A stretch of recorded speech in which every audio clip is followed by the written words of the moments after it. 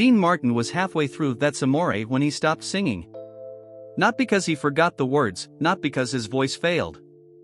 He stopped because he saw something happening at the back of the Copa room that made him realize he had a choice to make. The band kept playing for 3 more bars before trailing off into confused silence.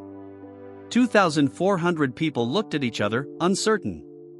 Dean stood at center stage, microphone in hand, staring toward the rear exit where 2 security guards were escorting an older black man toward the door.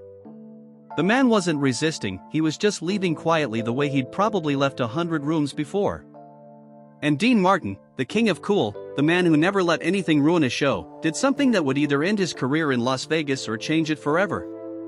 To understand what happened next, you need to understand Las Vegas in 1962. The glittering hotels along the Strip were segregated, not officially, but the rules were clear. Black performers could headline shows, but they couldn't eat in the hotel restaurants. They could sing on stage to packed houses, but they couldn't stay in the rooms upstairs. Sammy Davis Jr. performed regularly at the Sands. So did Nat King Cole. So did Lena Horne. They were stars who drew massive crowds. But when the show was over, they left through the back entrance and drove across town to the west side, the part of Las Vegas where black people were allowed to live. The casino owners wanted black talent, they just didn't want black customers. Dean Martin understood prejudice in a way most entertainers in Las Vegas didn't. He'd grown up in Steubenville, Ohio, the son of Italian immigrants. His father had been a barber who faced discrimination for being Italian, for having an accent, for being different. Dean remembered what that felt like. His friendship with Sammy Davis Jr. wasn't just professional, it was real. Dean hated the system, hated watching Sammy perform to standing ovations and then get escorted out the back door like he was nobody. But Dean had mouths to feed, so he played the game. Until September 12, 1962. That evening at 7:30 p.m., Dean's assistant Jackie Romano came into his dressing room looking uncomfortable. Security's removing someone from backstage. Older guy. He was just sitting near the loading dock, not bothering anyone. When Dean asked why, Jackie hesitated. He's a Negro, Dean. Management says he doesn't have clearance. Dean walked out to the loading area where 2 security guards stood with an older black man, maybe 70 years old, wearing a worn but clean suit. "Who are you?" Dean asked. The man met his eyes. "Willie Hayes, sir. I used to play piano here at the Sands back in '52 when it first opened. Just wanted to see the old place again." The guard explained he doesn't have a ticket, house rules. Dean felt something tighten in his chest. Let him stay backstage. He's not hurting anyone. The guard's expression didn't change. "Can't do that, Mr. Martin. You know the policy." Dean watched them walk Willie toward the exit, then went on stage anyway. Dean was halfway through That's Amore when he saw Willie Hayes again. The security guards were walking him through the Copa room, not through the backstage corridor, but through the audience area, past the tables, past the bar, making a statement.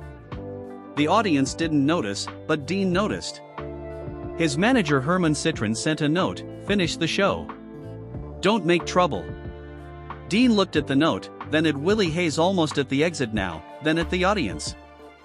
He thought about Sammy, about conversations they'd had late at night, about dignity, about what it cost to stay silent. Dean stopped singing mid-word. The band continued for 2 more bars before dying into silence. The Copa room went quiet all at once. 2,400 people stopped talking, stopped drinking, stopped moving. Dean walked to the front of the stage, raised the microphone slowly, and pointed toward Willie Hayes. "That gentleman being escorted out, his name is Willie Hayes. He played piano at this hotel when the Sands first opened in 1952. Before most of you ever heard of Las Vegas, before the Rat Pack, before Dean Martin was playing sold-out shows in this room." Dean's voice was calm, matter-of-fact. Mr. Hayes also served in the army, fought in World War II, Italy. Came home and helped build the entertainment scene that made this city what it is. He came here tonight just to see the old place again, and he's being asked to leave. I want to know why. The casino manager stepped forward from the wings. "Mr. Martin, we can discuss this after the show." Dean didn't look at him. "No, we're going to discuss it now. I don't perform in places that treat people this way." He started walking off stage. The room erupted. The manager did the math fast. "Wait. Mr. Hayes can stay. We apologize for the misunderstanding." Dean stopped, turned around slowly, walked back to center stage, and smiled. Now, where were we? The applause started, not for the music, but for what had just happened. After the show, Dean found Willie sitting on a crate near the loading dock and sat down beside him. "You didn't have to do that," Willie said. "I didn't want to cause problems." Dean shook his head. "You didn't cause problems. And you shouldn't have to be grateful for basic respect." "Did anything change?" "Not overnight, but small shifts happened. The Sands quietly relaxed some policies. Within 6 months, a few venues began allowing black patrons in areas that had been off-limits. Willie Hayes got a job as a piano instructor, and Dean made sure he had tickets to every show for the rest of his life. When someone asked Dean about that night years later, he shrugged it off. "I just stopped a show. Anyone could have done it." But Sammy Davis Jr. had a different perspective. Dean didn't just stop a show that night. He stopped pretending he didn't see what was happening. That takes more courage than people realize.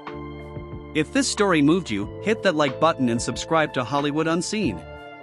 Ring the notification bell because we're revealing the untold moments of courage, dignity, and defiance that changed entertainment history, the stories that remind us when one person refuses to stay silent, everything can change.